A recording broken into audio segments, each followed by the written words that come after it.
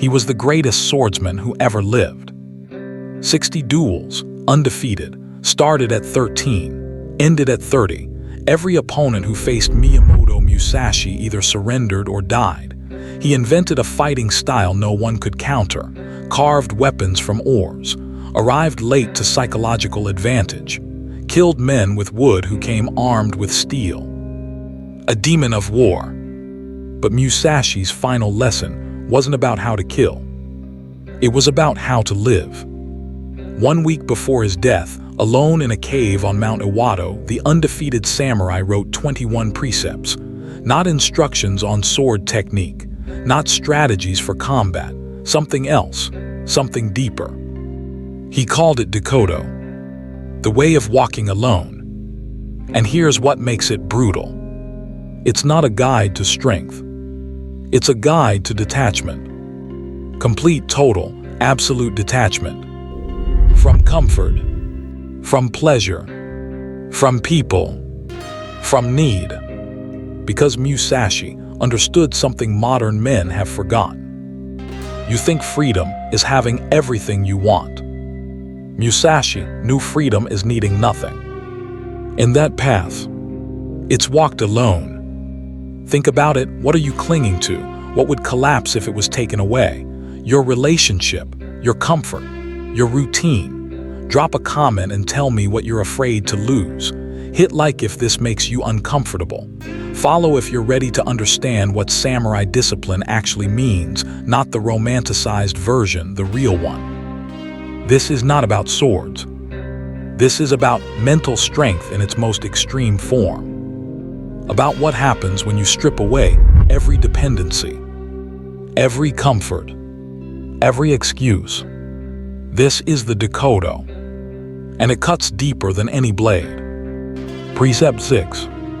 Do not regret what you have done. Most men carry corpses, not literal corpses, past corpses, the relationship that ended, the opportunity that passed, the choice that failed, the version of themselves they used to be. They carry these things on their backs, dragging them forward into every new situation, every new opportunity, every new day. And the weight is crushing. Musashi understood this, not as philosophy, as combat reality. When you're in a duel, when death is one sword stroke away, you don't have the luxury of regret. You can't think about the last move. You can't dwell on the opening you missed. You can't carry the weight of what you should have done. Because the enemy is here. Now, moving. And if you're looking backward, you're already dead. Regret is a ghost. It keeps you staring at what was while, what is moves past you. Musashi fought 60 duels. Many ended in death. His opponent's death. And after, no regret, no dwelling, no replaying the moment over and over wondering if there was another way. He made the choice. He executed. He moved forward.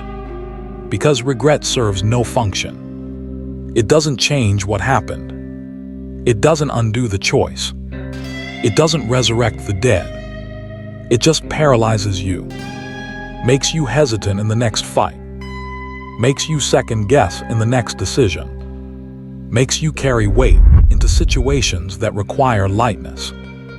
Modern men are drowning in regret. The career they didn't pursue. The woman they let go. The years they wasted. The person they used to be before life happened.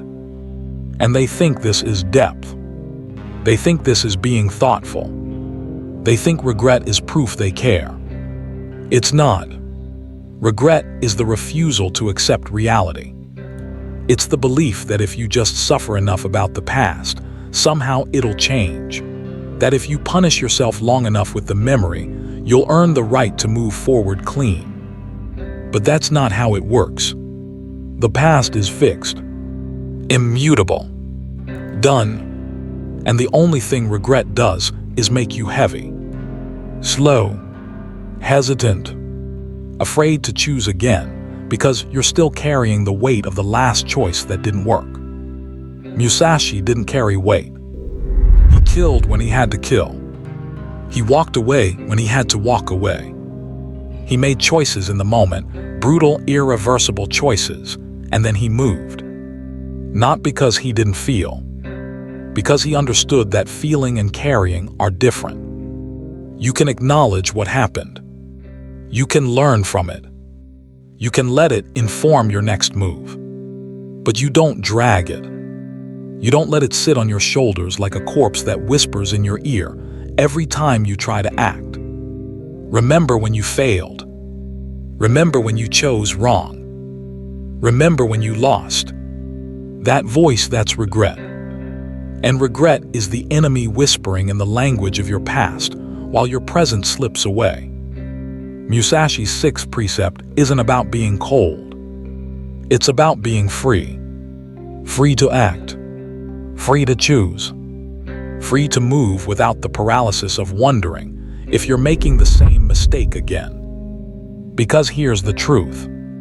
You will make mistakes again. You will choose wrong again. You will fail again. That's guaranteed. The question is, will you carry the weight of every failure forward until you can't move anymore? Or will you do what Musashi did? Make the choice. Face the consequence. Move forward. Light. Unburdened. Free. The corpse stays behind. You keep walking. That's the path. Precept 2. Do not seek pleasure for its own sake. Pleasure is a leash, not a reward. A leash, and you're on it. Musashi washed in icy mountain streams, not because he couldn't afford hot water, because hot water makes you soft. You seek heat to fall asleep. He sought cold to stay awake. There's the difference. You've been trained, domesticated, turned from predator into pet. And pets need comfort. They need routine. They need their owner to keep them fed. The morning coffee isn't a preference. It's a requirement. The evening scroll isn't relaxation. It's compulsion. The weekend indulgence isn't a treat. It's maintenance. You don't choose these things.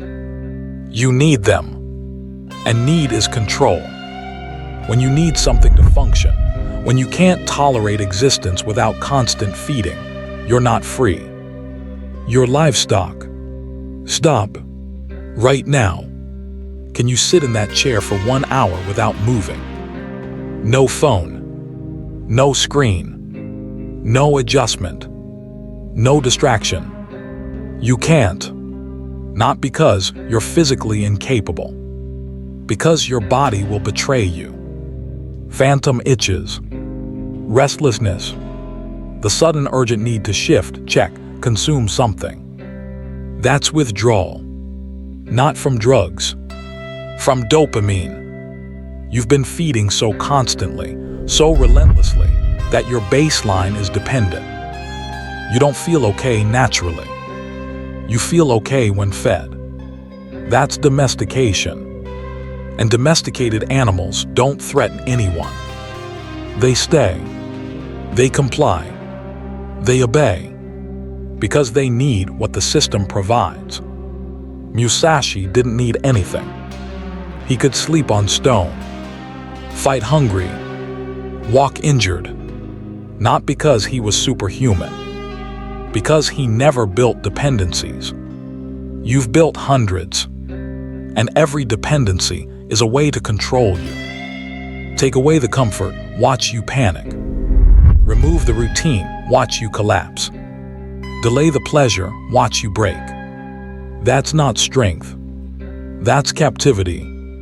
And you decorated the cage so well you forgot it was a cage. You call it self-care. You call it balance. You call it wellness. But strip it away. Remove the comforts, the routines, the constant feeding, and what's left. Can you function? Or do you need the leash to know which direction to walk? Musashi didn't seek pleasure. He sought sharpness. And sharpness requires edges, requires discomfort, requires the willingness to sit in cold water when hot water would feel better. Not as punishment, as preparation for the moment when comfort isn't available. And that moment is coming. The routine will break. The comfort will end. The feeding will stop. And when it does, you'll discover what you actually are underneath the dependencies. Musashi already knew. He was a blade. What are you? Precept 8. Never let yourself be saddened by a separation. This is the hardest one, because it attacks the thing most men believe makes them human. Attachment. The modern world tells you attachment is good. That connection is strength. That needing people proves you're not broken. Musashi says the opposite. Needing people is weakness. Not wanting them. Needing them. There's a difference. You can enjoy company. You can value relationships. You can care deeply about someone. But the moment you need them, the moment your stability depends on their presence, you're vulnerable. Because people leave. Not always by choice. Sometimes by death. Sometimes by distance. Sometimes by chain. But they leave. And if your sense of self is tied to their presence, if you can't function without them, then when they go, you collapse. Musashi understood this. He walked alone, not because he hated people, because he refused to be dependent on them. He had students. He had allies. He probably had people he cared about. But he never let that caring become need. Because need makes you controllable.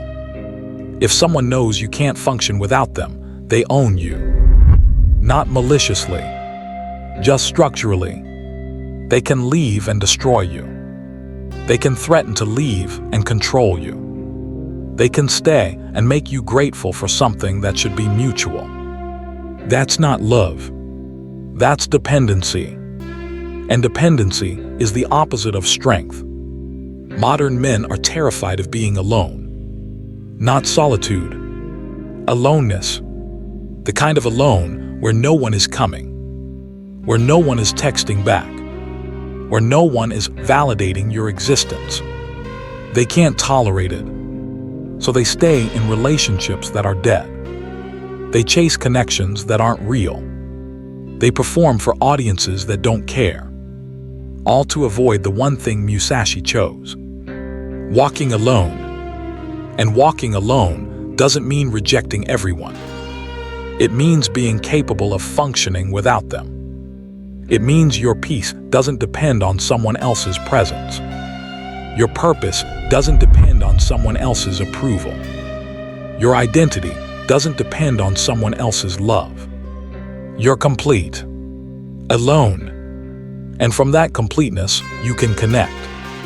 Not out of need. Out of choice. That's the distinction. The weak man says, I need you. The strong man says, I choose you. One is begging. The other is offering. Musashi never begged. He walked his path. And if someone walked with him, fine. If they didn't, also fine. Because his path wasn't theirs. It was his. And his direction didn't change based on who showed up. Modern men change direction constantly. Based on who's watching. Based on who approves. Based on who might leave. They twist themselves into shapes that please others. They abandon goals to maintain relationships. They compromise paths to avoid separation. And in doing so, they lose themselves. Because the path gets abandoned. The goals get buried. The identity gets erased. And what's left? A performance. A role. A version of yourself built to keep people from leaving. But they leave anyway. Because people sense dependency. They sense need. And need is unattractive. Not because it's weak, because it's heavy. No one wants to carry someone else's stability. No one wants to be responsible for someone else's happiness. No one wants to be the reason someone doesn't collapse. That's too much weight. So they leave. And the dependent man shatters. Because he built everything on their presence. Musashi didn't build on presence. He built on path. And the path doesn't leave. It's always there. Waiting. Ready. The question is, can you walk it alone? Can you function when no one's watching? Can you act when no one approves? Can you exist when no one validates? That's the test of the Dokkodo. Not rejecting people. Being capable of continuing without them. Separation will come. People die. Relationships end. Allies betray. That's guaranteed. The question is, will it destroy you? Or will you do what Musashi did? Acknowledge the loss. Feel it. And keep walking. Because the path doesn't stop for grief. And warriors don't have the luxury of collapse. You either walk, or you die standing still. Musashi chose walking. Alone. Unburdened. Free. Can you? There's a connection most people miss. Between the caves of Japan and the palaces of Rome. Miyamoto Musashi and Marcus Aurelius never met. Never knew each other existed. Lived in different centuries, different worlds, different philosophies. But they wrote the same book. Musashi's Dokkodo. Marcus's Meditations. Different languages. Same message. Both written near death. Both written alone. Both written as final instructions to themselves. Not for the world. For survival. Marcus wrote to myself while leading an empire through plague and war. Musashi wrote the way of walking alone while sitting in a cave, 1 week from death. Both understood the same truth. That the world doesn't owe you comfort. That people will fail you. That the only reliable thing is yourself. And yourself properly trained is enough. This is Stoicism at its most extreme. Not the watered-down, modern version. Not the Instagram quotes about gratitude. Real Stoicism. The kind that says, accept everything just the way it is. Not because you're weak. Because resistance is futile. Reality doesn't negotiate. Musashi faced 60 opponents. He didn't waste energy wishing they were weaker. He accepted what was there and acted accordingly. Marcus faced betrayal, loss, plague, war. He didn't waste energy wishing it was different. He accepted what was happening and acted accordingly. That's the Stoic method. See reality. Accept reality. Act within reality. No complaints. No regret. No wishing things were easier. Because easier doesn't exist. There's only what is. And what is right now is this. You're alive. You have choices. You have agency. Everything else is noise. The Dokkodo is Stoicism weaponized. It's not philosophy for comfort. It's philosophy for combat. For men who understand that life is a battlefield. That every day is a duel. That weakness kills. And the greatest weakness. Dependency. On comfort. On pleasure. On people. On validation. The Stoic Ronin needs none of that. He walks alone. Not because he's abandoned. Because he's sovereign. Sovereign over his mind. Sovereign over his reactions. Sovereign over his path. Marcus said, "You have power over your mind, not outside events. Realize this and you will find strength." Musashi said, Accept everything just the way it is. Same instruction, different words, both pointing to the same reality. External control is an illusion. You don't control the world. You don't control people.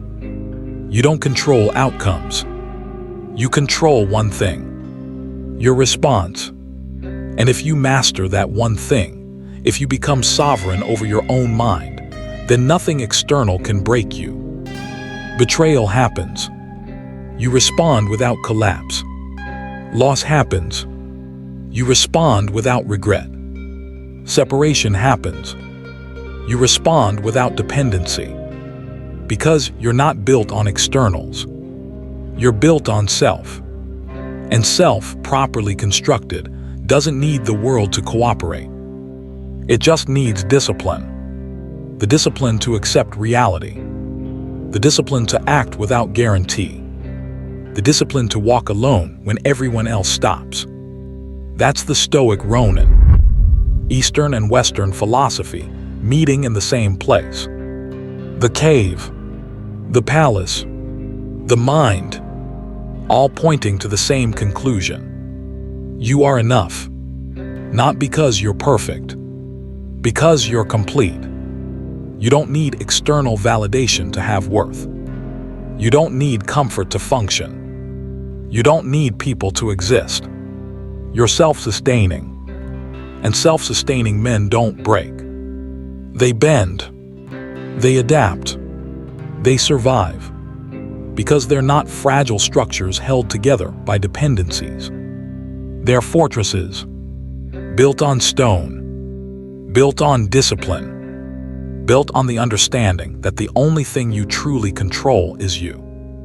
Musashi and Marcus both knew this. Both lived it. Both died demonstrating it. Musashi, sitting upright in his cave, armor on, sword in hand. Marcus, leading until his last breath, writing instructions to himself until the end. Neither begging for more time. Neither regretting what was. Neither afraid of what came next. Because they were complete. The path was walked. The work was done. The self was sovereign. And sovereignty doesn't fear death. It just acknowledges it, accepts it, and keeps walking until the path ends. That's the Stoic Ronin. Not running from reality. Walking through it. Alone. Disciplined. Free. Are you walking? Or are you still waiting for the world to carry you? You don't need a sword. You need the mindset. The Dokkodo isn't about feudal Japan. It's not about duels or battlefields or honor codes that don't exist anymore. It's about structure. The structure of a mind that doesn't break. And that structure is built on one principle. Self-reliance. Not independence. Reliance. The ability to rely on yourself when everything else fails. When the job ends. When the relationship ends. When the comfort ends. When the safety ends. Can you function? Can you act? Can you think? Can you survive? Or do you collapse the second the supports are removed? Most men collapse because they've built their lives on dependencies. They need the job for identity. They need the relationship for validation. They need the routine for stability. And when any of those things break, when life removes a support, they crumble. Because they were never whole. They were assembled. Pieces held together by external forces. The Ronin is different. The Ronin is a unit. Complete. Self-contained. Self-sustaining. Not because he has everything. Because he needs nothing. And needing nothing makes you invincible. Not physically. Structurally. You can't be threatened. You can't be controlled. You can't be broken. Because there's nothing to take away. Musashi lived this. He gave away his possessions before he died. Not because he was dying, because he never needed them in the first place. They were just there, temporary, optional, irrelevant to who he was. Who he was existed independent of what he had. That's the shift. From having to being. From needing to choosing. From dependency to sovereignty. And sovereignty starts with one decision. Stop clinging to comfort, to pleasure, to people, to the idea that life owes you ease. It doesn't. Life is a path, and paths are walked, not carried, not driven. Walked, one step, then another, alone. Because even when people walk with you, even when they support you, love you, accompany you, the path is still yours. They can't walk it for you. They can't carry you through it. They can only walk beside you. And sometimes they stop. And you have to keep going. That's not tragedy. That's structure. The path doesn't end when company leaves. It just continues. And the Ronin continues with it. Not because he doesn't feel the loss. Because he doesn't collapse from it. He acknowledges. He adapts. He keeps walking. Because the alternative is standing still. And standing still is death. Not literal death. Structural death. The death of momentum. The death of purpose. The death of forward movement. And movement is life. As long as you're moving, as long as you're walking the path, facing the challenges, making the choices, you're alive. The moment you stop because something was taken away, the moment you collapse because a dependency broke, you're done. Not finished. Done. Waiting for someone to fix you. Waiting for circumstances to improve. Waiting for the world to become easier. But the world doesn't get easier. You just get stronger. Or you don't. And if you don't, if you stay dependent, soft, clinging to comforts and people and validation, then every loss will destroy you. Every separation will break you. Every hardship will bury you. Because you're not built to withstand. You're built to require. And requirement is fragility. The Ronin requires nothing. He accepts what is. He acts within it. He walks through it. Alone. Not because no one came with him. Because he's capable of continuing without them. That's the difference. That's the discipline. That's the path. Musashi walked it for 60 years. Undefeated. Not because he was the strongest. Because he was the most complete. He didn't need victory to feel okay. He didn't need approval to act. He didn't need comfort to function. He was whole. Alone. And from that wholeness he walked. Through duels. Through war. Through loss. Through life. Until the path ended. And even then, sitting in a cave 1 week from death, he didn't beg for more time. He wrote instructions. He gave away possessions.